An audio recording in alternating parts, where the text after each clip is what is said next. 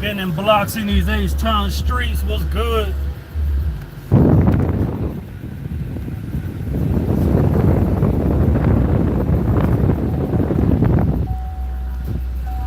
Love my city, boy, I love my city.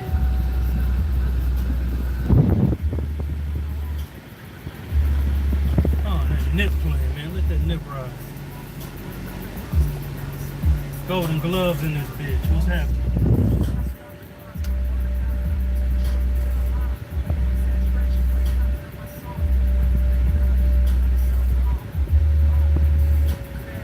Yo, I just left TZ Frank. What up, fam? Just been in these blocks up in the city, man. It's a beautiful day out here. It's hotter than fish grease though. But that's par for the course from the south, you know what I'm saying? Par for the course. Yo, I just left Baby Bull Academy. The homie Darwin Price did a public workout. Boy looking sharp. Y'all that don't know Darwin Price, he 14-0, 7 knockouts. Boy cold. He was Pacquiao Cheek sparring partner, I believe, for the Thurman fight. Hot, rising, up and coming prospect, 14-0. He knocked off Samaje Thomas, who was a decorated amateur. Knocked off Highland Williams, who was one of the best amateurs to come out of the H. Everybody from Houston thought Highland was going to be a world champion. And, you know, it's unfortunate the way the direction his career went. It ain't over if he dedicate. Highland was a beast, boy. Regis, all of them, they all used to train down. No, Regis used to train at Savannah's. When I was around back in those times, Regis was still an amateur. He was still an amateur, he wasn't professional yet, but he was on some Hawk Smash shit back then too. Hell yeah, I'm watching Virgil Ortiz tonight, man. They stepping that boy up in class, you know what I'm saying? Going up against a Roscoe. He's a veteran, former world title challenger. He took an L against the recently crowned unified champion, Jose Ramirez. And to be honest, I know everybody hype on Ortiz, as you should be, but the homie Orozco looking to get some get back. And this is the way to do it. You got to knock off somebody who hot. Now you back in the scene, you know? But it's a tough task, boy, because that boy, Virgil Ortiz, he ain't nobody to be played with, man. That young cat, he hungry, bro. So, you know, I'm over here in the Heights right now. Damn, that bitch fine. Ooh. Oh, man, I'm about to get back in some shape, man. Fuck the bullshit. Fuck the bullshit. Yeah, bro, I'm gonna watch that fight though. You know what I'm saying? I think that boy, Virgil Ortiz, he's, you know, he can do it for such a young guy. They moving that boy fast. You know, 13-0, 13 knockouts. He showed he got a lot of range in his game, and the sky's the limit for him, especially if he knock off old boy tonight. So, what y'all think gonna happen on the fight blast? How y'all think the fight gonna go? CC Justin right here. Slide back to my section. Shit, I was trying to get in contact with the homie Maul.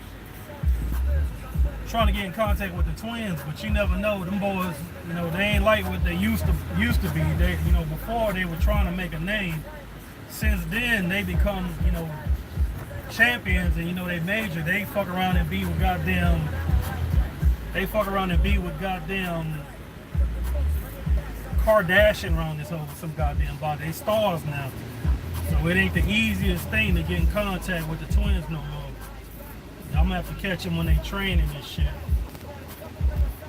You know, at least Ma Ortiz gonna counter Culture Media. What's up, family?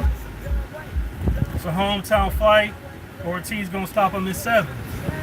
Hey, it ain't like it's too hard to see that. That boy there, when he put them paws on them boys be reacting to it. So I think right now is the time they need to get this boy some rounds.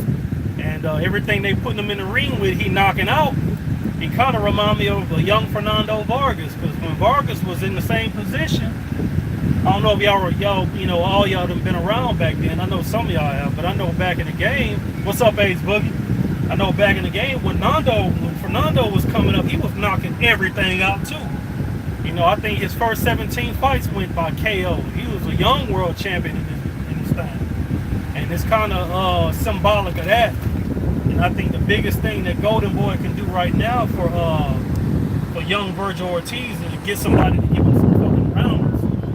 You know, he need to know what it's like to go the distance.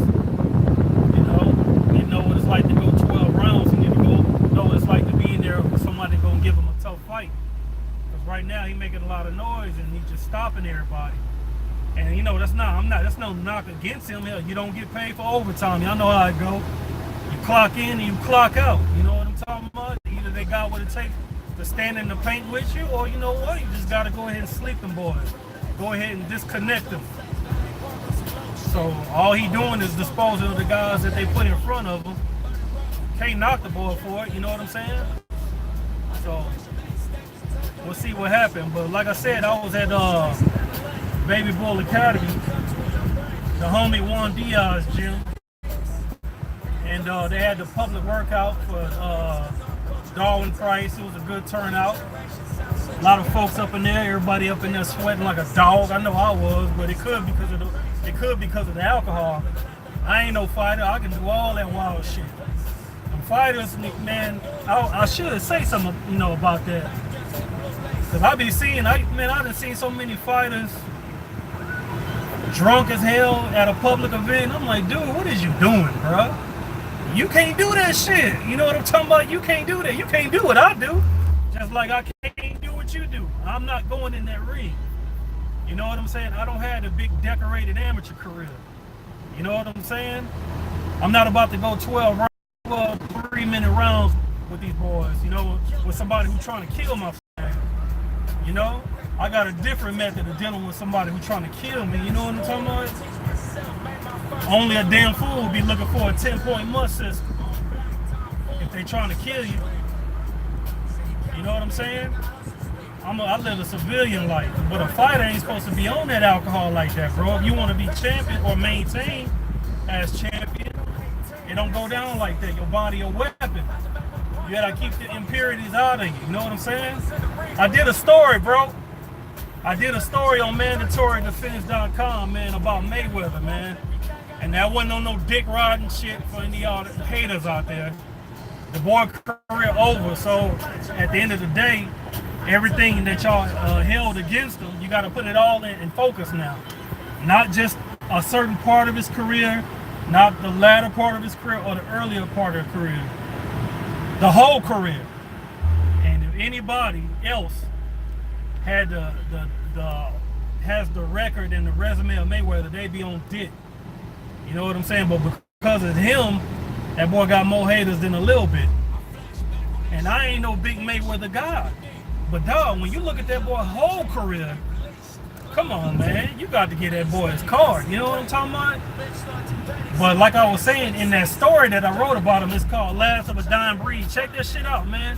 When you get some time and you post it up and you chilling, and you got that spliff roll, and you got that cold drink on the side, and you already dealt with baby, so you got some free time, pull that story up and burn that spliff and read that hoe, man. Read that fucking story, bro.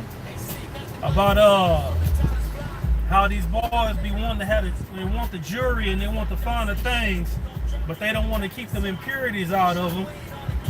You know what I'm talking about? You did? You know what I'm saying? They looking at the wrong aspects of Mayweather's career. And that the reason why is because you got to live a fighter's life. Now, one thing I ain't finna talk about is we already know a lot of champions, when it's in between fights, they got to have their fair share of these hoes. And hey, bro, to each his own. You know what I'm talking about? I ain't even about to knock nobody, especially no champion trying to get the spoils of war. That's the spoils of war, man. It come with the territory. You know what I'm saying? Indulge. I don't give a blue fuck about that shit. But if you gonna be a champion, man, you gotta keep that alcohol out of you. You know what I'm saying? You gotta keep them drugs about you. You gotta keep the impurities about you, man. You gotta take it serious because you need your body to perform on fight night, man. This shit ain't guaranteed. And I don't wanna, you know, I hate to have to do it, but I got to. I gotta call names, man. Fuck it. I gotta call names, bro. I remember the homie Rocky Juarez, man. Who I like Rock. You know what I'm saying? I remember when I first interviewed Rocky, I told him, man, I'm not here to expose you. I'm not here to do nothing like that, but give you, you know, more and more all the exposure that you need, bro.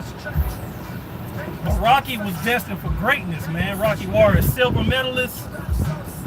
Oh shit, I'm tripping. I ain't trying to exit. But that he couldn't leave them bottles alone. You know what I'm talking about? He couldn't leave them bottles alone.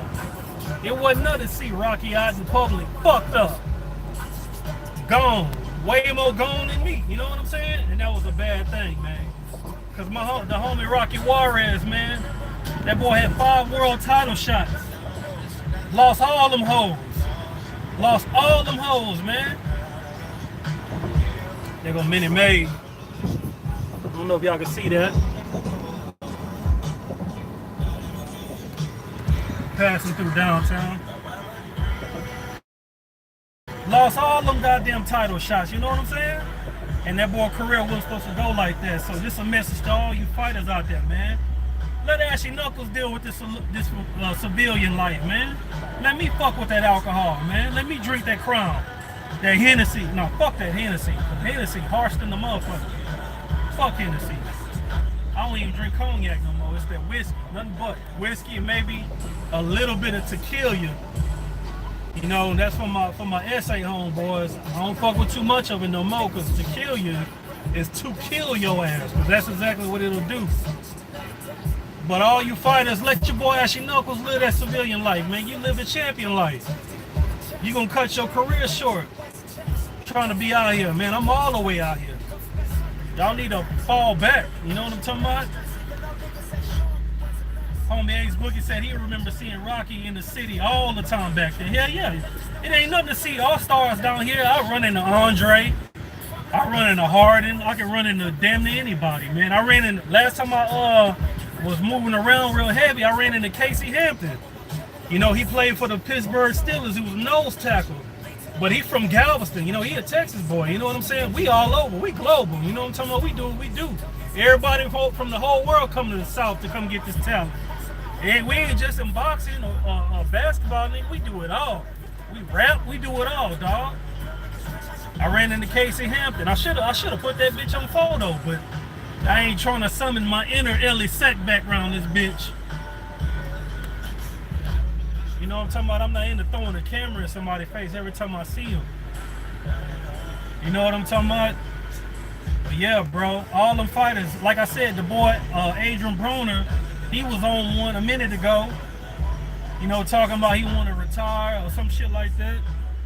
He said folks be asking him why he drinks so much. I knew that boy was on them bottles, dog. I knew that boy was on them bottles. I think it was Barbershop. Barbershop did a video of that boy at Gervonta fight. That boy looked like he was on several pints of lean. Nigga, what is you doing, bro? What is you doing, bro? I mean, of course, you a grown man. You can do whatever the hell you want to do.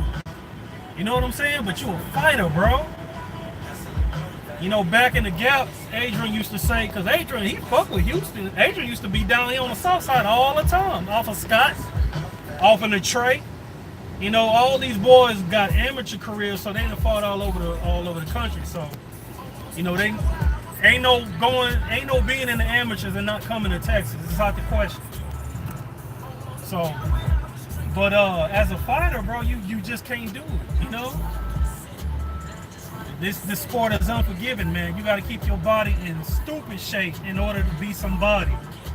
And I don't want to put this out there, man, and end up having to eat my words, but I'm kind of worried about the boy AB, man. Because he already don't throw no punches in a fight. He be sitting around going 12 rounds just looking at a motherfucker. Then after the fight, he'll be talking about he won that hoe. Bro, you a young fighter. You better start moving those hands and taking this shit serious before they, you know what I'm saying? I'm going to tell you. See, AB ain't stupid. He know he got a lot of viewership when he fights. You know, a lot of people tune in when he fight. Ticket up in this hoe. What's up? AB ain't stupid. He know he got a lot of viewership when he fight. You know what I'm talking about? But once it get to the point, if he keep losing, once he get to the point when nobody tuning in, the network gonna be like, fuck AB. He gotta, I mean, if he don't get that, he gonna be another one of these guys that we reading about, like your Iran Barclays, sitting around this bitch broke. And you know, even though you was known as a warrior in the sport, you know, you down bad in these streets, like they say in New Orleans. You down bad in these streets, you know what I'm saying? You ain't riding around in Bentleys, you ain't on nothing. If he ain't careful, he gonna be just like that. Cause I was just at the gym telling them young fighters, man. Young fighters, I was telling them. Regis want that work. Hell yeah, Regis want that. And I know Regis want that work because I was around Regis when he was an amateur. And Regis was smashing boys out back then, sparring with professionals. He was back in the gym with Juan and the Charlos and Omar Henry and L. Lane and Kermit Cintron. He was in the gym with all the boys. Mosley used to come down here. You know, Jay Prince of Rap-A-Lot, he royalty down there. He used to fall in that hole. You know, everybody would be up in that mud. Like I said, I should have had the camera on them boys the whole time, and I didn't. You know what I'm saying? I wasn't on my Alex setback. But I'm gonna try to put that camera on their ass now, though. But I know Regis want that smoke, because Regis ain't scared of shit. He done spar with everybody. So, and trust me, he's not worried about AB. I'm not saying he'll beat AB, but I'm gonna tell you, if AB don't let them hands go and take advantage of his youth, Regis gonna smash that boy out, bro. Regis gonna press him out, because Regis not fucking around with this boxing shit. He never has been. He been serious about this shit a long time. You know, sparring all those top-notch guys even as an amateur, you know? And that's the truth. I was in there. I got pictures. You know, I got the pictures of this shit because they wouldn't let me film it. You know, the only reason why I got that film, that video of Jamal and Erislandy Lara sparring, is because Louis DeCubas Jr. asked me to tape it for him so I could send it to him and they can sort out. Oh, they go 5-0 around this bitch. I'm tripping. I don't need no problems from 12 down there. Alright, fuck 12. But anyway, he asked me to do the video so I could send it to him. And I think that was before the Paul Williams fight. They were sparring with Maul. But I had to go out of the state. And I never was able to get them that footage. By the time I get back, that's when I was making that transition. And I started moving to the oil fields and shit like that. So when I got back, I just said fuck it and put that bitch online. You know what I'm saying? But usually you can't film none of that shit in the gym. You can only take pictures. They real strict. I know Ronnie was real strict about this shit. That's why that was the only footage I got as far as sparring. Everything else is pictures. But Ronnie ain't fucking around with that shit. But the manager is the one who paid. You know, he making sure everybody gets their money. Louis DeCubas Jr. say you could tape. And that was at that time. Maul was like, I don't know, 6-0, 7-0. You know, he wasn't who he is now. Let me say that shit. But anyway, like I was saying, man, AB, if he don't get his act together, man, and focus and use that God-given ability that he got, he gonna end up being shot while he in his physical prime. And y'all hear me saying it first, because you know what? I'm not on no dick riding shit, bro. I'm gonna tell you the truth. Whether you hate me or not, whether the fighters hate me or not, fuck it. It's gonna be what it's gonna be. You know what I'm talking about? I'll support all y'all. My loyalty ain't gonna make you win fights, bro. You need somebody around you that's gonna tell you, you know, what's real. And that's the problem. A lot of these top-notch fighters got these yes men around them. Dudes that's gonna be dick riding. You know what I'm saying? Telling them whatever they want to hear, and that ain't your boy at all. You know, I'll put the videos out there. I'll do the stories on you whenever I feel like doing a little writing. My writing skills has gotten better. I'm no writer. That's not where my talent lies. I've gotten better over the years at the shit. But you know, I'll probably do one on Wilder next. Probably the Charlos. You know what I'm talking about? I'm looking to build a squad too, all over the whole U.S. We're gonna be deep. You know what I'm talking about? Whether you LDBC or not, you know I fuck with LDBC real hard. And somebody came at me the other day talking about I don't fuck with the LDBC. What is you saying, bro? I'll put the LDBC in my article, motherfucker. You know what I'm saying? If you look at the goddamn the Ruiz Joshua fight that's set for December, I dropped a line in there about the LDBC. What is you saying, bro? Dog, the LDBC is one of the reasons why I'm back doing this shit, dog. I had black fight fans come to they all came to the city. Blue, all of them came to the city. Fanon, everybody. Black barbershop, everybody was here. The boy, black fight fan, homie from Texas, I tell him he sounds like a dude from right up the block. The way he be talking, dog, because everything is a hoe. That's the way we talk down there. Everything a hoe. A hoe is a noun down here. It ain't just a woman. This a hoe. This a hoe. This fucking Tahoe I'm in is a hoe. You know, everything is a hoe.